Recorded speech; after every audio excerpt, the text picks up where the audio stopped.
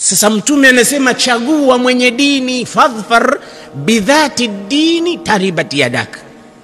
Utafanikiwa, utafaidika, mikono yako itakipata kitu chenye neema na baraka. Kwa hiyo kwanza, kijana wa Kiislamu haona ukutana nao kwenye Facebook na Insta na nini na mambo mengineyo yote, angalia mwenye dini, na huko ni wachache sana tulokuwa na dini. Yeye ndo atakuwa afifa, anayejiheshimu, karima, haiya, zile makarimul akhlaq zote atakuwa nazo.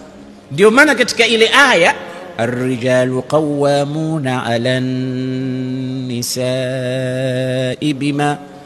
بما فضل الله بعضهم على بعض وبما أنفقوا من أموالهم فالصالحات wanawake wema, qanitatun ni wale wacha Mungu, hafidhatun ni wale wenye kuhifadhi alghaibi bima hafidha Allah, hata kama mumewe hayupo, hata kama haonekani na mtu, anahifadhi hata katika siri.